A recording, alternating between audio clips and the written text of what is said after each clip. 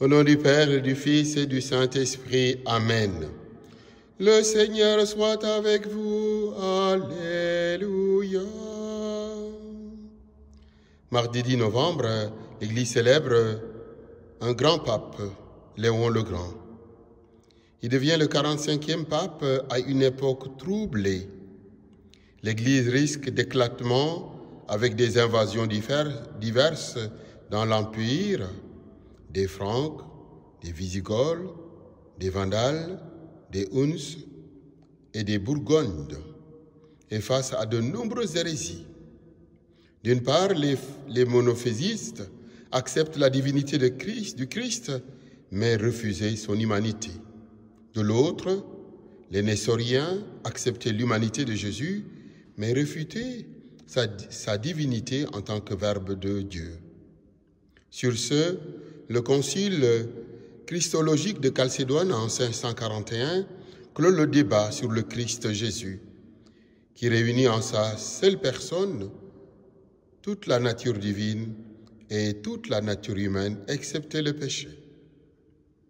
En 452, le sac de Rome est retardé des ordres d'Attila, mais intervient 4 ans plus tard, du moins 3 ans plus tard, 455, par les Vandales. Dans cet Occident démoralisé, le pape reste le seul et vrai recours moral. Dieu, nous te louons, Seigneur, nous t'acclamons, dans l'immense cortège de tous les saints, par les pontifes qui gardèrent ton Église dans l'unité, et par la grâce de tes vierges qui révèlent ta sainteté. Dieu, nous te louons, Seigneur, nous t'acclamons, dans l'immense cortège de tous les saints, par les docteurs en qui rayonne la lumière de ton esprit, par les abbés aux riches plaines célébrant ton nom jour et nuit. Dieu, nous te louons, Seigneur, nous t'acclamons, dans l'immense cortège de tous les saints.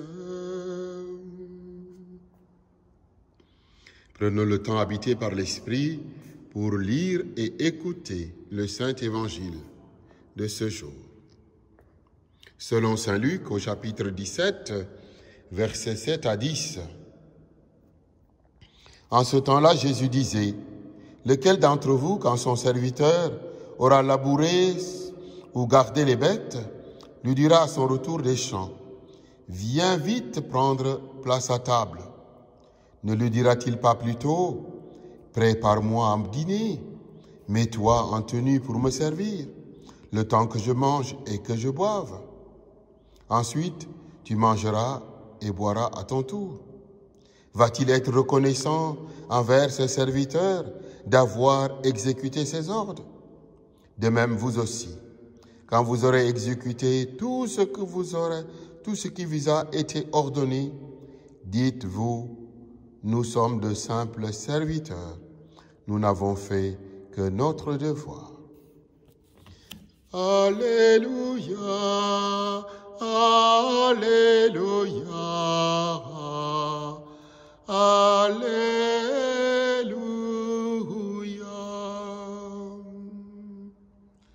Contrairement à ce qui se faisait en Occident, Jésus met en scène un serviteur surexploité dans sa journée de travail. Il laboure, Il s'occupe du troupeau, il prépare le repas du maître et il se charge de le servir le temps qu'il mange et qu'il boive. Les traits sont-ils forcés pour décrire les droits de l'employeur? Certainement que oui. Pas de merci, certainement pas d'attention. Que des droits. Cela devrait nous rappeler quelque chose de notre époque. Il y a de quoi s'indigner face à un cynisme unilatéral. Penser que Dieu puisse en arriver là, c'est tout le contraire poursuivi par Jésus dans notre évangile de ce matin. Dieu n'a-t-il pas tout droit? Pourtant, il n'agit pas ainsi à notre égard. Et Dieu met en place sa toute-puissance, assaisonnée de sa sainte volonté face à la liberté plus que souveraine de sa créature humaine. Le vouloir de Dieu est dépendant. Quand vous aurez fait tout ce qui vous a été commandé par Dieu, dites: nous sommes des serviteurs maintenant inutiles. Ce que nous devrions faire, nous l'avons fait, c'est tout. Paradoxal, non? Comment ne pas rester affamé lorsqu'on n'a faim que de soi-même? La page du quotidien où Dieu écrit avec nous semble mieux nous nourrir, nous conseille Jésus, le Jésus de Saint Luc. Son amour, sans amour ni service, nos journées s'appauvrissent. La sagesse nous déserte. Le merveilleux fuit nos rêves d'humanité. Ce qui passionne l'homme au cœur de son voyage terrestre a goût de service et de partage, à l'instar d'un certain qui, au sommet de la croix, a osé dire: tout est accompli, Jésus-Christ. Écoutons ce qu'en disait de ce texte saint Théodose, moine de Constantinople, au IXe siècle. Nous le citons: mes frères, pères et enfants, une fois de plus, je m'acquitte de ce que je vous dois. Je veux dire le rappel de la catéchèse. Ce qui est zélé dans ses tâches et soigné dans le service à lui confié, que davantage encore, comme s'il servait Dieu et non pas les hommes.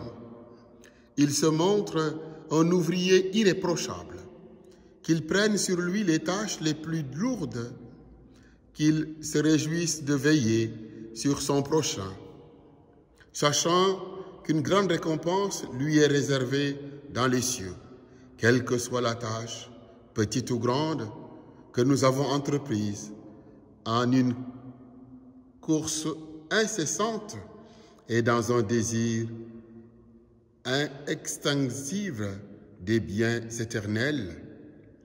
Endurons tout vaillamment, supportons tout avec bonne humeur, accomplissons tout sous l'inspiration de Dieu, en nous pardonnant mutuellement, emplis de tendresse les uns pour les autres, au point que chacun veille donner sa vie pour son frère, en esprit et dans la chair.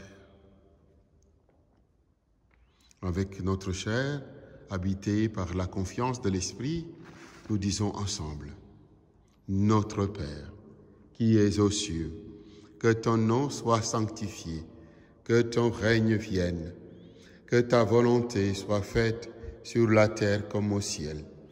Donne-nous aujourd'hui notre pain de ce jour.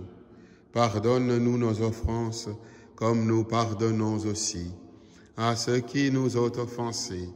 Et ne nous laisse pas entrer en tentation, mais délivre-nous du mal.